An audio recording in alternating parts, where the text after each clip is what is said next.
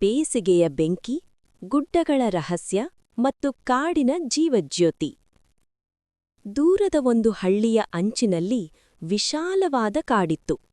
ಆ ಕಾಡು ಕೇವಲ ಮರಗಳ ಸಮೂಹವಲ್ಲ, ಅದು ಜೀವಿಗಳ ರಾಜ್ಯವಾಗಿತ್ತು. ಎತ್ತರದ ಗುಡ್ಡಗಳು ಆ ಕಾಡನ್ನು ರಕ್ಷಿಸುತ್ತಿದ್ದವು. ಮಧ್ಯದಲ್ಲಿ ಬೆಳ್ಳಿ ಹಾರದಂತೆ ಹರಿಯುವ ನದಿಯಿತ್ತು. ಬೆಳಿಗ್ಗೆ ಸೂರ್ಯೋದಯದ ಸಮಯದಲ್ಲಿ ಆ ನದಿಯ ಮೇಲೆ ಬಿದ್ದ ಕಿರಣಗಳು ಹಿರಿಮೆಯಾಗಿ ಹೊಳೆಯುತ್ತಿದ್ದವು. ಮಳೆಗಾಲದಲ್ಲಿ ಈ ಕಾಡು ಸ್ವರ್ಗದಂತೆ ಕಾಣುತ್ತಿತ್ತು. ಹಸಿರು ಎಲೆಗಳು, ಹೂವಿನ ಪರಿಮಳ, ಪಕ್ಷಿಗಳ ಕೂಗು ಎಲ್ಲವೂ ಸಂಗೀತದಂತೆ. ಆದರೆ ಈಗ ಬೇಸಿಗೆ. ಸೂರ್ಯನು ಕೋಪಗೊಂಡ ರಾಜನಂತೆ ಆಕಾಶದಲ್ಲಿ ಉರಿಯುತ್ತಿದ್ದ. ಮಣ್ಣು ಬಿರುಕು ಬಿಟ್ಟಿತ್ತು. ನದಿಯ ಹರಿವು ಸಣ್ಣ ಹಾದಿಯಂತೆ ಕುಗ್ಗಿಕೊಂಡಿತ್ತು. ಮರಗಳ ಎಲೆಗಳು ಹಳದಿ ಬಣ್ಣಕ್ಕೆ ತಿರುಗಿದ್ದವು. ಆ ಕಾಡಿನಲ್ಲಿ ಒಂದು ಚಿಕ್ಕ ಜಿಂಕೆ, ಚಂದನ, ವಾಸಿಸುತ್ತಿತ್ತು. ಅವಳ ಕಣ್ಣುಗಳಲ್ಲಿ ನಿರಪರಾಧಿತ್ವ, ಮನಸ್ಸಿನಲ್ಲಿ ಧೈರ್ಯ. ಅವಳ ತಾಯಿ ಮಾಧವಿ ಅವಳಿಗೆ ಸದಾ ಜಾಗರೂಕತೆಯನ್ನು ಕಲಿಸುತ್ತಿದ್ದಳು. ಒಂದು ಬೆಳಿಗ್ಗೆ ಚಂದನ ನದಿಯ ಕಡೆ ಓಡಿತು. ಅವಳಿಗೆ ದಾಹವಾಗಿತ್ತು, ಆದರೆ ನದಿಯಲ್ಲಿ ನೀರು ತುಂಬ ಕಡಿಮೆಯಿತ್ತು. ಅಮ್ಮ, ನದಿ ಯಾಕೆ ಇಷ್ಟು ಸಣ್ಣವಾಗಿದೆ ಎಂದು ಕೇಳಿತು. ಮಾಧವಿ ನಿಧಾನವಾಗಿ ಉತ್ತರಿಸಿದಳು, ಮಳೆ ಬರದಿದ್ದರೆ ನದಿಯೂ ಒಣಗುತ್ತದೆ. ನಾವು ಪ್ರಕೃತಿಯ ಮೇಲೆ ಅವಲಂಬಿತರಾಗಿದ್ದೇವೆ. ಅಲ್ಲೇ ದೊಡ್ಡ ಆನೆ ಗಜೇಂದ್ರ ತನ್ನ ಸುಂಡಿಲಿನಿಂದ ಮಣ್ಣನ್ನು ತೋಡುತ್ತಿದ್ದ. ಒಳಗಿಂದ ಸ್ವಲ್ಪ ತಂಪಾದ ನೀರು ಹೊರಬಂತು. ಚಿಕ್ಕ ಪ್ರಾಣಿಗಳು ಸಾಲಾಗಿ ನಿಂತು ನೀರು ಕುಡಿದವು. ಗುಡ್ಡದ ಮೇಲೊಂದು ಗರುಡ ಹಾರುತ್ತಿತ್ತು. ಅದು ದೂರದಿಂದ ಎಲ್ಲವನ್ನೂ ಗಮನಿಸುತ್ತಿತ್ತು.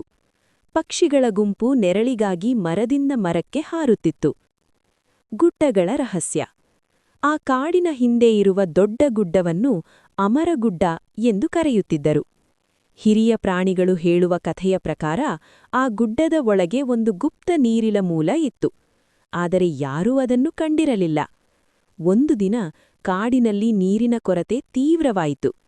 ಚಿಕ್ಕ ಪ್ರಾಣಿಗಳು ದಾಹದಿಂದ ಬಳಲಿದವು. ಚಂದನ ಮನಸ್ಸಿನಲ್ಲಿ ಯೋಚಿಸಿತು, ಅಮರಗುಡ್ಡದ ರಹಸ್ಯ ಸತ್ಯವಿದ್ದರೆ? ಅವಳು ತನ್ನ ಸ್ನೇಹಿತರಾದ ಕೋತಿ ಕುಟ್ಟು, ಮೊಲ ಮಿಂಚು, ಗಿಳಿ ಪಾರಿ ಇವರ ಜೊತೆ ಗುಡ್ಡದ ಕಡೆ ಹೊರಟಳು. ಬೇಸಿಗೆಯ ಬಿಸಿಲು ಅವರ ಮೇಲೆ ಬಿದ್ದರೂ ಅವರು ಧೈರ್ಯದಿಂದ ನಡೆಯುತ್ತಿದ್ದರು. ದಾರಿಯಲ್ಲಿ ಒಣ ಎಲೆಗಳು ಕಿರುಚಿದಂತೆ ಶಬ್ದ ಮಾಡುತ್ತಿದ್ದವು. ಗುಡ್ಡದ ಅಡಿಯಲ್ಲಿ ಒಂದು ಕಲ್ಲಿನ ಬಿರುಕು ಕಂಡಿತು. ಒಳಗೆ ತಂಪಾದ ಗಾಳಿ ಬೀಸುತ್ತಿತ್ತು. ಇಲ್ಲಿ ಏನೋ ಇದೆ ಎಂದು ಕುಟ್ಟು ಕೂಗಿದ. ಅವರು ಒಳಗೆ ಹೋದರು. ಒಳಗೆ ಕತ್ತಲೆ. ಆದರೆ ಗಿಳಿ ಪಾರಿ ತನ್ನ ಚುಂಚುವಿನಿಂದ ಗೋಡೆಯನ್ನು ತಟ್ಟಿದಾಗ ನೀರಿನ ಸಡ್ಡು ಕೇಳಿಸಿತು. ಒಂದು ಚಿಕ್ಕ ಹೊಳೆ ಒಳಗೆ ಹರಿಯುತ್ತಿತ್ತು. ನೀರು ಎಂದು ಚಂದನ ಸಂತೋಷದಿಂದ ಕೂಗಿದಳು. ಅದು ಗುಡ್ಡದ ಒಳಗಿನ ಗುಪ್ತ ನೀರಿನ ಮೂಲವಾಗಿತ್ತು. ಕಾಡಿನ ಸಂಕಟ. ಅವರು ಸಂತೋಷದಿಂದ ಹೊರಬರುತ್ತಿದ್ದಾಗ ಕಾಡಿನ ದಿಕ್ಕಿನಲ್ಲಿ ಹೊಗೆ ಕಾಣಿಸಿತು. ಬೇಸಿಗೆಯ ಒಣಗಿದ ಗಿಡಗಳಿಗೆ ಬೆಂಕಿ ತಗುಲಿತ್ತು. ಗಾಳಿ ಕಾರಣದಿಂದ ಬೆಂಕಿ ವೇಗವಾಗಿ ಹರಡುತ್ತಿತ್ತು. ಪ್ರಾಣಿಗಳು ಗಾಬರಿಯಿಂದ ಓಡುತ್ತಿದ್ದರು.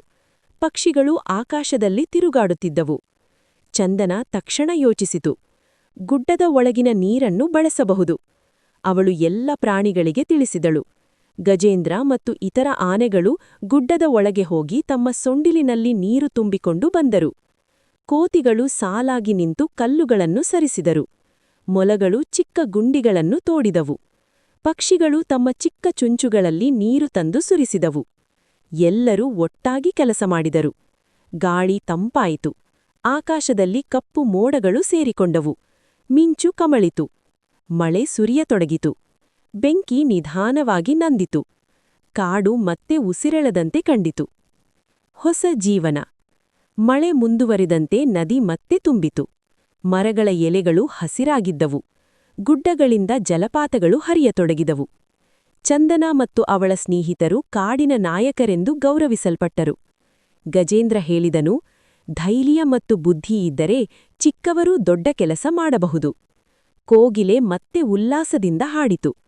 ಗರುಡ ಆಕಾಶದಲ್ಲಿ ಸುತ್ತುಕೊಂಡು ಸಂತೋಷಪಟ್ಟಿತು. ಅಂತಿಮ ಪಾಠ. ಬೇಸಿಗೆಯ ಕಠಿಣತೆ ಕಾಡಿಗೆ ಒಂದು ಪಾಠ ಕಲಿಸಿತು. ಪ್ರಕೃತಿಯನ್ನು ಕಾಪಾಡಬೇಕು. ಒಟ್ಟಾಗಿ ಇದ್ದರೆ ಯಾವ ಸಂಕಟವನ್ನೂ ಜಯಿಸಬಹುದು. ಚಂದನ ನದಿಯ ಬಳಿ ನಿಂತು ತನ್ನ ಪ್ರತಿಬಿಂಬ ನೋಡಿತು. ಅವಳಿಗೀಗ ಆತ್ಮವಿಶ್ವಾಸ ಹೆಚ್ಚಾಯಿತು. ಗುಡ್ಡಗಳು ತಂಪಾಗಿದ್ದವು. ನದಿ ಸದ್ದು ಮಾಡಿ ಹರಿಯುತ್ತಿತ್ತು. ಕಾಡು ಮತ್ತೆ ಜೀವಂತವಾಗಿತ್ತು.